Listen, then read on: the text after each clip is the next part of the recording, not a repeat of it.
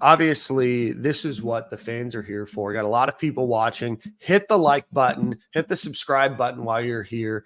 Throw us a super chat, hop in the comments here. We got a lot to talk about, right? So, Gators football program right now, from the outside looking in, seems a little broken, right? From a talent perspective, Gators are not where they need to be to win consistently in the SEC.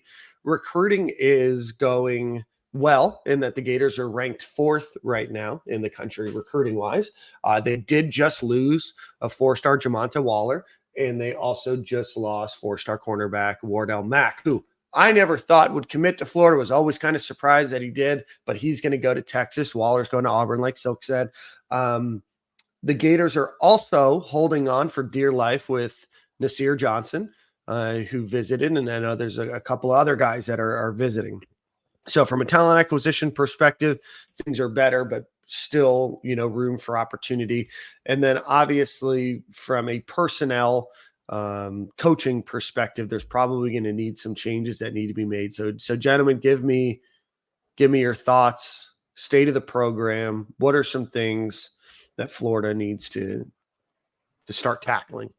I think the obvious thing, let's have a conversation about, I'm not trying to fire anybody, but, if just play coach, fantasy coach, what new moves you make? Obviously, offensive coordinator, we got to bring one in, but defensive staff wise, Armstrong didn't hire that staff, right? Like he came in, he had to deal with what was here.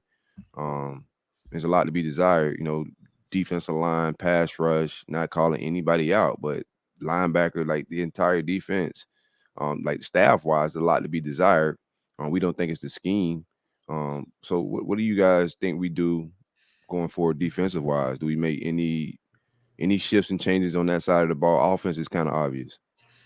I wonder about Corey Raymond, because Corey Raymond and Patrick Toney did not get along, but scheme wise, the Austin Armstrong and Patrick Toney are cut from the same defensive cloth. Like they learned from the same guy. Like this is a very similar scheme. Corey Raymond has not gonna say he's not recruited well, because like he's gonna get some guys, but in the age of NIL, like Corey Raymond's not getting the same kind of guys. Like the recruiting pitches are different. It doesn't matter. Like, hey, come play for me. Cool. What's the number? Where is the comma? How many zeros are coming after the comma in NIL? So like I think he became a little bit disenfranchised with recruiting, starting with like the whole Cormani deal last year. Does he want to stick around? Because his secondaries have not looked good. And one thing, like Corey Raymond's not coaching the safeties. I keep seeing that. You had to give him a new title to give him more money to keep him after last year. In practice, Corey Raymond is not coaching the safeties. We said that in the spring, said that again in the fall, and people are still talking about Corey Raymond coaching the safeties. He's not. Just a title to get more money. Like Rob Sale, not coordinating the offense. He's the offensive coordinator. He's not coordinating the offense. He's getting $1 million to coach half of the offensive line. Anything. He's coordinating half of the offensive line for $1 million. Must be a nice job. So I think there's a bunch of staff moves you have to make. I honestly, I don't know. Like I'm gonna say the quiet part out loud here. I don't know that you need an on-field special teams coach, because the analysts are just coaching, and you're paying them a lot less. But like I don't think you need 2 offensive line coaches. I think you need somebody to call plays so Billy can be more involved with things that aren't just the quarterback and the offense. I think you're going to see changes on the defense. I think you're going to see a bunch of staff turnover. I say that, but also I know that Billy Napier has never fired anyone, never outright fired anyone. People have been encouraged to seek employment elsewhere, but no one's ever gotten a pink slip handed to them from Billy Napier. So let's end the Nick Saban comparisons. Yeah. Fire somebody, bro. You got to fire somebody. This is big boy business. I ain't mean to cut you off, Nick. Finish your take, man. It's time to fire people. That's right. So, like, I think Austin Armstrong didn't hire these guys. I like Austin Armstrong. He's young, but he's fiery. I think the schemes are good. Just listen, I'm talking to, like, Brandon Spikes. I'm talking to other defensive coaches. Like, they like the scheme. They think the schemes are good. you've had a bunch of roster turnover, like 75% of the roster is Billy's guys, but you're relying on freshmen. You're relying on like guys like Manny Nunnery are playing major snaps right now. I'm down there on the field and I'm looking. Also, coming into the game, I'm looking up all this stuff and I'm like, man, we talked about how LSU's defense stinks, but they're right there in the rankings with Florida, like right next to. They were Well, I all in think the same that neighborhood. They were all we in the knew same that, block right? party. We've talked about that for 2 years, Same right? block Other party. than those like first like 4 weeks where we're like, maybe we've turned the page here. Yeah. Tennessee game. Yeah. It was after the Tennessee game. Yeah, Utah, throw a couple plays out there, looked pretty good. Obviously, you have the 2 cupcakes, you have Tennessee, and we're like, all right, we've turned the page here a little bit. Mm-hmm. If not. No, the pages were stuck together. Went back. Yeah, the pages were stuck together. It was a choose your own adventure. We chose the wrong part of the adventure, Oh man. Yeah. I miss those choose your own adventure books. I don't. I'm watching one unfold live. Dan, we went into the horror section of the library and picked up the choose your own adventure book. It was never going to end well. I thought Goosebumps were scary when I was a kid. And then we turned the game on Saturday night, and I'm like, oh man. Oh man, Stephen King's watching the Florida season, getting ready for his next book. I'm telling you what, that might be NC-17 at times. No, I do think, right, Florida, obviously, we knew that there was a talent deficiency. We can say that we should have attacked the transfer portal differently. A guy wants to have to come here too, right? And there's only a few major impact transfers a year, not just like 2 or 3, but there's a handful of them. It's not like every transfer is working out everywhere. And a lot of times it's to fill in a gap. It's not to fill in all of the gaps that you have on the team. And I know FSU's done it. They've been doing it for, 2 or 3 years now. But at the end of the day, Florida has got a major talent deficiency on the defensive side of the ball. Defensive line, Justice Boone was a much bigger loss than we anticipated. Antoine Powell, Rylan Powell, probably could have been an impactful player on this team this year. Linebackers, you obviously lose Shamar James. They're young. They've not been recruited very well for the last 3 or 4 years, right? You have a good crop coming in, but you can't count a ton on them. And our defensive backs just haven't been great, right? I mean, obviously you're starting 2 freshman safeties that we hope to see some improvement, but number 3 and number 8 have been liabilities all year. Devin Moore's been hurt. Jakeem Jackson's a freshman. We haven't seen much of or any of Deshaun Johnson in the defensive backfield either. And at this point, you almost should just see what you have out of them or give them reps, right? If the same thing's going to happen, I'm shaking my head wondering where the options are and where you can try to figure out what you have and how you might be able to get better, because we've kind of seen what we've seen. You have some guys that you recruited very highly. Why aren't they getting a shot? They don't have to get all the shots, but a shot.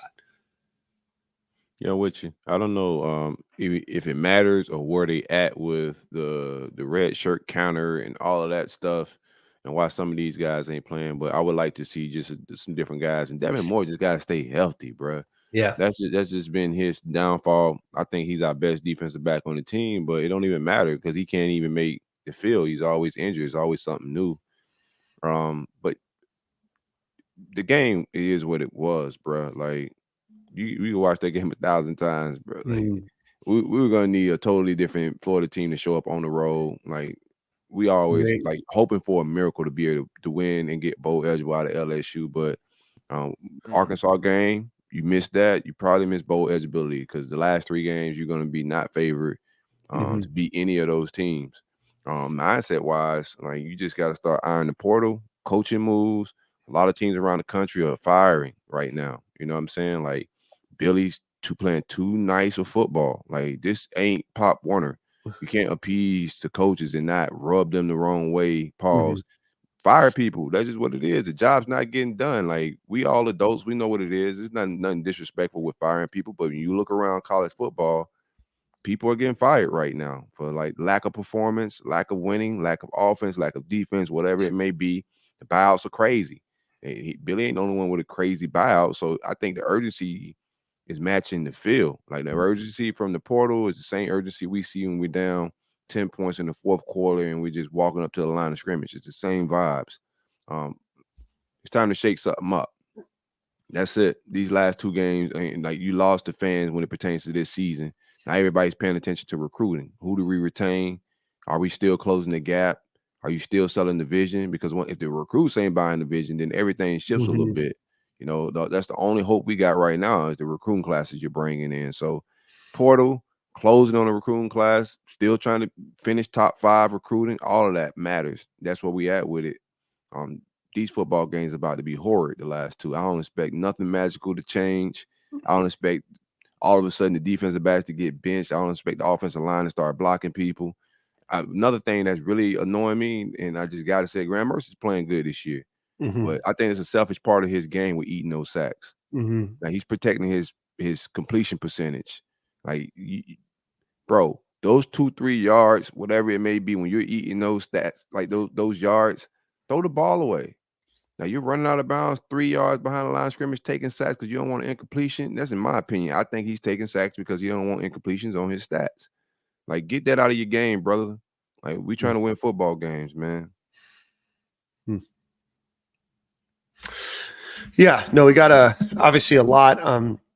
I think I don't know what might change, if anything, might change over the next 2 games, right? Maybe they try to get a 3rd game with, the bowl game if there's not enough teams. I don't totally know what it looks like now. Say what? Spare me the 5 and 7 APR bowl game. No, come on. Get in the portal, man. Go to work. Thank you. So this is and then there's a comment. Unless it's the Bahamas Bowl, Dan. Unless the Bahamas Bowl got moved this year. No. Yeah, no. They moved it. They're doing renovations. Like that? They do my people like that. That's crazy. No. All right, then never mind. Never mind. Is being moved to Shreveport. Never mind. No, it's going somewhere. Sorry, let me look this up. Albuquerque. It got moved because geez Louise. I'll find it here in a second. But anyway, long story short. What's been funny to me is it's going to be in Charlotte. Sure. Oh, I'll take Charlotte. All right. It's all right. Charlotte's all right. What's been funny to me is every game there's bowl reps. Bowl reps go to these games and they walk around. They all have like their jackets with like their Cheez-It logo on their jacket or Peach Bowl logo on their jackets. And as the season goes on, you start seeing less Peach Bowl reps. Yeah, you start to see like GMAC. You're like, I'm starting. Man. Yeah. I'm seeing like Tax Slayer, Cheez-It, and I'm like, hey guys.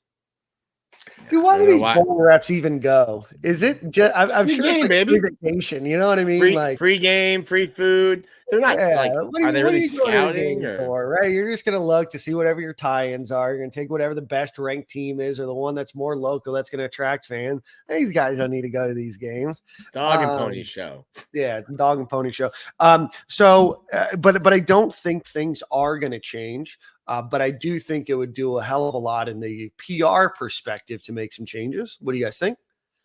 I'm with you on that. Like staff-wise, player-wise, he could use a spark somewhere. I'm not sure what that spark is, and the fans gonna care. But I think just getting younger, like who hits the transfer portal right now, don't matter. I know you got to play politics and keep guys around so you can keep a full depth chart. But it's 2 games left. Probably not making the bowl. Get young, get reps, get ready for next year. What you got, Nick? Yeah, you're gonna miss a bowl game. I think even at 6-6, the bowl game that you would be looking at would probably be like between December 19th, 27th and or December 19th and December 30th. So do you even get those 15 practices in? They got what, like year? 7 in last year? Yeah. Right. Yeah. Okay. Well, they give guys off time when they have like that 4 or 5 days when they have finals. So they didn't practice then. You're trying to recruit. Like the college calendar is messed up right now. But yeah, I don't know that you should accept an APR bowl. You don't have to accept a bowl game at an APR. I remember Florida fans last year didn't want to go to the Las Vegas Bowl. obvious reasons. Daddy Disney is not going to let you pull out of that bowl game, baby. They pay a lot of money to put these on, and they get a lot of money in marketing and advertising. So if you're 6-6, you're going to that bowl game, baby. You're going. Yeah. Florida can win. Do I weirdly feel better about beating number 4 Florida State at home than Missouri? Whatever Missouri? What are they, 10 now? 7? Yeah, 9 or 10. Yeah, 9 or 10 on the road. Like, Missouri is not the team I thought they would be. Missouri, Eli Drinkwitz is puffing his chest out. My guy said we are the state champions of Tennessee after beating Vanderbilt and the Vols. So are we. Congratulations. You and Florida share a title. Oh, is this the Tennessee State Championship game this Saturday? The Tennessee State Championship. We'll put it on our rings after. Very Florida State of us to do that. So obviously some changes need to be made. We're not. I don't see any changes happening in season. So like, I mean, what's the point, right? What are you going to do? You're going to promote an analyst that you're not going to promote into that role, right? I mean, I didn't understand the move last year or 2 years ago when Dan Mullen made the changes with a couple games left, other than you were forced to appease, right? There's not a lot of appeasing of the Gator fan base right now making those changes now.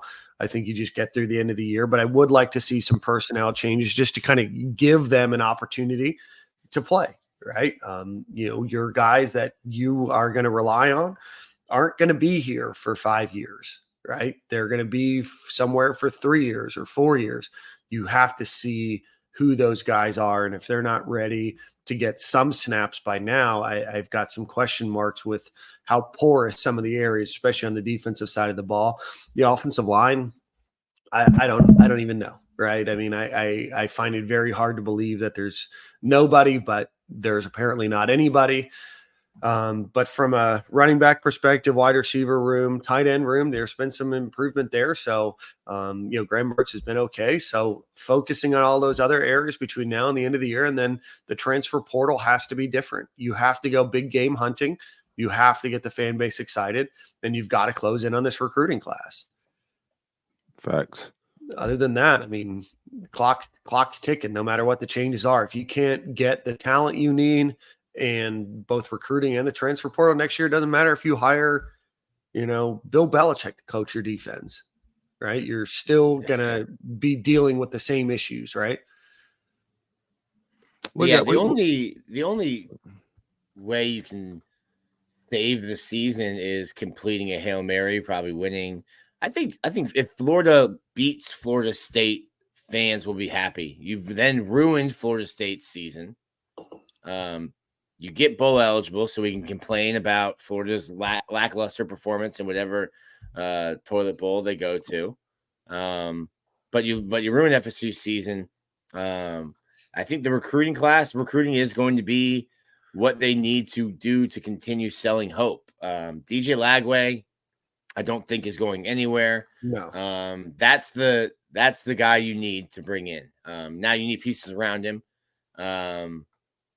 But you need to finish strong. You're going to need to also hit the portal. And listen, I still have no reason to believe that Florida will be good in the second portal window, just the way that they do their evaluation. So you've got to hit that December 4th when that starts, when that opens. And I keep saying that date. I don't know if that is correct. I think it is. Yeah. You need to hit that window hard. If they don't, they're cooked.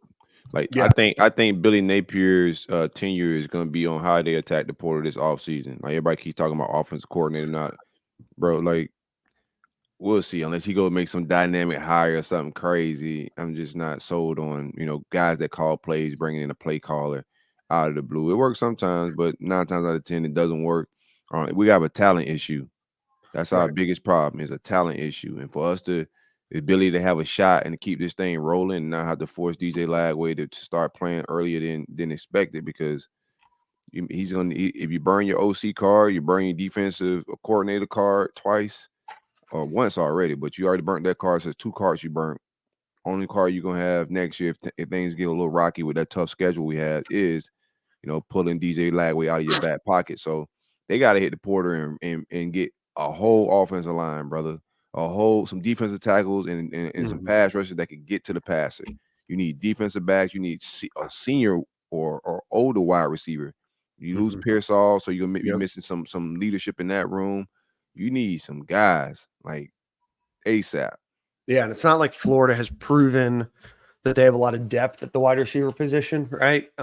You've seen Trey Wilson obviously have a great year, but once you lose Ricky, what's next, right? You have some talent, right? Andy Jean's there, Aiden Mizell's there. You have a couple guys. Marcus Burke's not really turned into maybe what we thought he might be. So there's going to be issues there. Tight end, they might be okay. Be curious to see what happens in the running back room if Montrell Johnson goes pro or goes somewhere else, or what Florida does there. But yeah, I mean, Florida's got to keep their linebacking group that they have coming in, and then they've got to keep an LJ McCray. They've got to just continue to stack this talent. But I'm going to just put it out there that I think December 4th through probably the first week of January, that gets you through the transfer portal, and then that gets you into that recruiting. Most of these guys are going to sign early. It's just what happens these days. And getting these guys on campus is going to be the most important 3-4 week stretch of Billy Napier's career. And I think that you're going to know by my birthday, so January 20th, whether Billy Napier will be successful at UF or not. That's it. Yeah, Caleb Douglas too. Yeah, he comes back from injury. So, but by January 20th, I think you will know whether Billy Napier will be successful at the University of Florida or not. Straight up. You gotta get active in that portal, close on this recruiting class. But if next year is a lot to be known as far as what other rosters are gonna look like. But I expect other teams in the SEC to go play big boy ball in the portal. I don't think nobody's gonna sit back and be complacent. College football is wide open. Is really the environment of where it's at right now, where you could go spend a lot of money in the NIL department, acquire some talent. It's still a talent acquisition business. We're doing good with recruiting high school ranks, and whatever we do miss and whatever may lead this class, you got to go get guys, and not just guys we don't know, like guys that are productive right now, not guys that are on the bench. We got some guys that come over in the portal, but it was a lot of we'll see how these players pan out. Like that, we heard they were good at Louisville. We heard they were good here and there, like the Manny Nunneries and Caleb Banks, who's injured. But no, you got to get bona fide starters that are productive, that can come in and change some things, push the pocket, get to the passer. Football is still football. You got to pass pro. You got to get to the passer, and you got to be able to get turnovers, all of that. And we're not doing any of that. Go get difference makers, players that erase bad play calls, like straight up. And you've got to be, if you're going to tout recruiting, right? Recruiting these guys in the transfer portal, getting them to buy into your vision is just as much a part of the role now as doing it at the high school level. And right now, we no longer live in a world where you have 2, 3, 4 years to develop a guy. You have a season to make sure that person's bought in. And then you have the opportunity to supplement that roster with some guys that are going to buy in for 1, maybe 2 years. So you've got to be able to be just as good a recruiter to buy into that vision and what you're selling. And that's why I think that if they can't get the guys that everybody wants to be difference makers, then the writing's on the wall. Ooh. I mean, they're just facts, right? And I'm not sold on Billy, or not. I'm not selling on Billy Napier and this staff either. I think that there's some positive things that they can do and some adjustments that they can be made. But at the end of the day, this is a talent acquisition business, and you've got to show that you are in the talent acquisition business. Right? Correct. You can't just be good at one part of talent acquisition and not good at the other. Right? Running a business. Right. If you're really good at recruiting entry-level people, yes, some of them might grow to be managers and directors and VPs at your organization one day. But then there's the retention of the talent. And then there's being able to plug and play with individuals into certain roles. And that's where Florida's got to be. But you can have the world's best entry-level recruiting program, but if you're not doing the rest, doesn't mean that you're running a good talent acquisition business from a business perspective. Just move that over to football. Right? Florida can recruit really well, right? And Adarius Hayes, I think, is going to be a really good player. And I really think that Miles Graham is going to be a really good player. But to count on them to say, hey, that's your linebacker group with Shamar James next year. Yeah. Right. I mean, for year 1, year 3, right? You can say, yeah, that's great, but not when you need them to perform. Well, you're going to be here in year 3 for when they're good, or is this going to be a Ron Zuck, Urban Meyer situation where you spend 4 years, recruiting a bunch of guys, and by the time they're ready to contribute, the next guy's winning championships with your guys? Regardless, I think that's what you got to do. Like, you got to, like, people, the weird people out there out here saying fire Billy right now. That's wild. Like you're nuts, bro. Like you will lose like this entire recruiting class. You will lose the young freshmen that you see the promise in. The portal's wide open. They're gonna get recruited. They'll be out of here. And the best time to hire or fire is when you got a good roster. We brought Billy in to flip the mess that Dan Mullen left. Until he finished flipping this roster and he got 3 years of the talent that he's capable of bringing in, you can't move him because you're going to deplete the roster again. And then you turn it into damn near Vanderbilt with the quality of talent that you have. Nobody's going to come in here and be able to reshift, like not the guys that matter. The big dog coaches still have meaningful games and they're still coaching. And also you're creating an environment where the turnover is too radical. Like firing somebody in 2 years after what they just inherited from Dan Mullen. Like the coaches know what was going on. Like we're fans, but guys in that fraternity know what's going on. That's just not a good environment. We got to flip the entire roster. Am I completely sold on Billy Napier? No, I'm completely sold on how football works. You got to get talent on this thing, bro. Like, and then the next guy, regardless of when somebody gets fired, right? Like you're going to have players leave, but I would rather have a fully flipped roster and then see what exits than a roster that we have right now, and then the few bright spots that you have, that's your future, and they leave too, bro. Next year would be a bloodbath. It'd be a buzzsaw. I think the problem I see next year is you're still gonna be young, but I've been You don't have to be. That's what the portal for. You ain't gotta be. Florida should send me a check because I've been out here carrying this water for them just every week. Hey man, these guys are young. The best players are the guys that they brought in, and I'm not lying. Like I believe that to be true. But like next year, I'm not going to be championing that for you, and I don't think the fan base wants to hear it. It's just like you said, Silk. You don't have to be young. That's going to be a choice. But some of it is also what Dan said. Like, hey, not every guy in the portal is going to have Florida as his dream school. Keon Coleman would make a huge difference on Florida's roster. Didn't even visit Gainesville. Had no interest. And that's not saying anything bad about Billy. Some guys just don't love Florida the way Florida fans love Florida.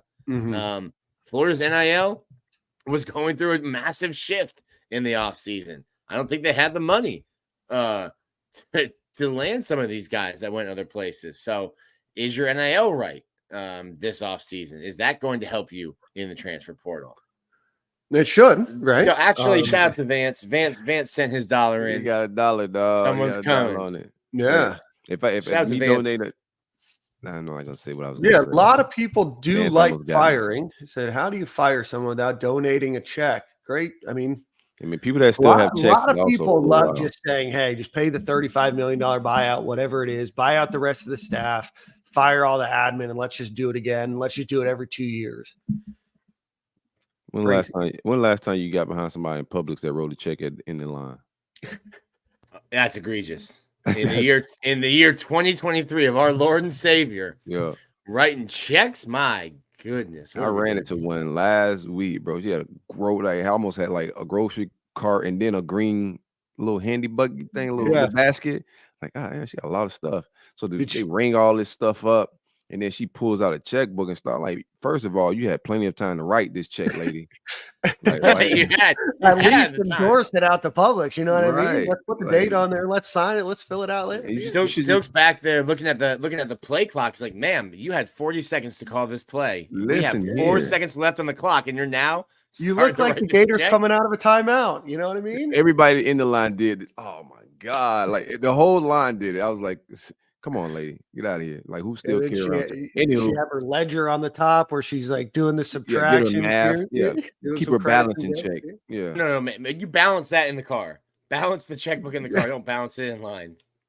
Man, you got to tap it and keep it moving, man. Like, welcome to 2023, dog. If you putting it in the machine, I'm kind of mad. Like, come on, bro, just tap it. Anywho, back to writing checks and firing people. No, we just got to revamp the staff. You know, it's possible to bring in the right people and to rehire. I think it needs to be done from a whole program standpoint. I don't know who the offensive coordinator is going to be, but there's a lot of good options out there. I'm not sold on any particular guy, but I think you need to bring in somebody with a lot of experience, and not have to sell like you sold Austin Armstrong and like you sold Patrick Toney. You got to bring in somebody that has a bona fide resume of being successful, either pro, college, preferably not G5. If you go get a G5 guy, he better be somebody that's hooping like the James Madison offensive coordinator. Other than that, we about to see what the standard is. We keep talking about what the standard is, but when it's time to hire, fire, and to make big boy moves, what their programs are making, to go pay in the portal to get the big Keon Coleman's, like money talk. And then we want to compete with those teams in the world. We got to be able to make those type of decisions around our program. So we're gonna see what Billy do. And like I'm saying it, bro. You gotta go get super aggressive in the portal. If you're not super aggressive, don't be tweeting all day like Blue Orange, man. Lord, love yourself. Find some peace and understanding. Shout out to my guy Blue Orange, but that boy hasn't taken a minute off, man. Yeah, in a month. Commitment to excellence. Let's